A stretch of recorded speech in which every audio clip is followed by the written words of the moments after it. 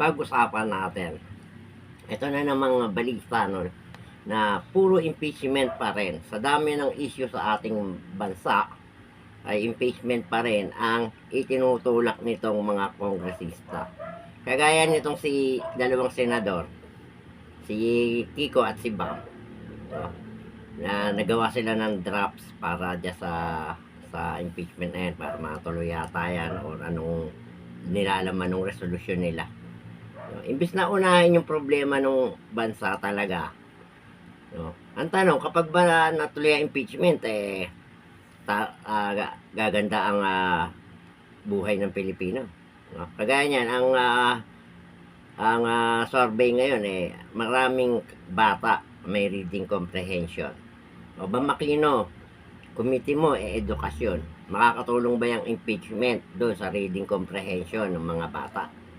At itong si Kiko, kabalik lang din. Pareha silang dalawa ni Bam. Nasalanta ng bagyo yung agrikultura. Pagka in-impeach mo ba, makaka-recover agad ang agrikultura kapag in-impeach nyo si Sara? No? Imbis na unahin nyo yung dapat na kailangan ng bayan, no? Kagaya niya, kita mo si Erwin. Inuna yung sa DSWD kasi yun yung committee niya. At itong si Marcoleta, inuna yung committee niya, yung pag-imbestiga dyan sa tulay at dyan sa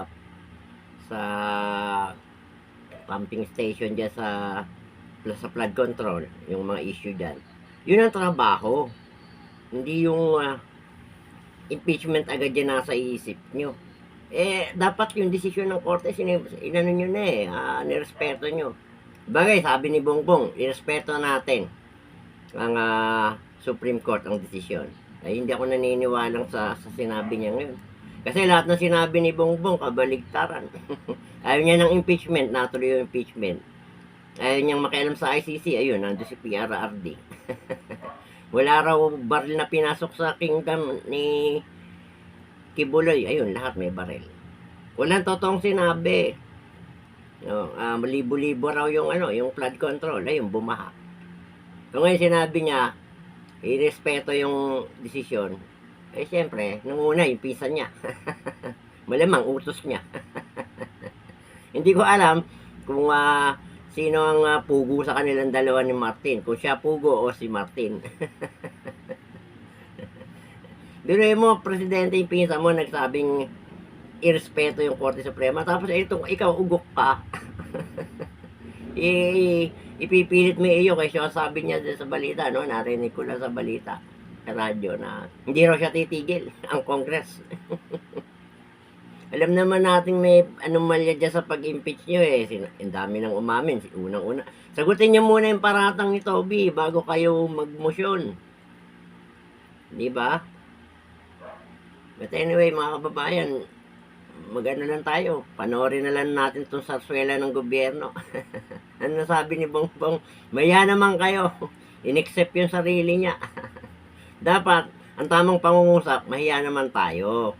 Ibaba mo yung sarili mo, isama mo yung sarili mo dahil administrasyon mo to. Ang tamang pangungusap doon, mahiya tayo sa mga kababayan natin. Pera nila yan. Hindi, mahiya naman kayo. Parang napakalinis mo administrasyon mo to, dapat kasali ka. Kahit wala kang ginawa, may ginawa ka at wala na anomalya, ariin mo, panungkulan mo to administrasyon mo to, tauhan mo yan. Pinsan mo yung Speaker of the House. So, mahiya naman tayo, yun ang salita, hindi mahiya kayo. Parang nagtuturo pa kayo, bagay, gali nyo na yan. Lahat na lang, kasalanan ng Duterte. Kagaya niyang sabungero, Duterte. Baka pati yung sumabog na ano dyan sa Tayuman Dagupan, yung may sumabog dyan balita kahapon kompresor, baka kasalanan din ni Duterte yan. May sunog sa Maynila, kasalanan din ba ni Duterte? Lahat na lang kay Duterte kagaya niyang baha, kay Duterte nyo na rin sinisisi. Mga si Raulo. Ayun lamang po, maraming salamat.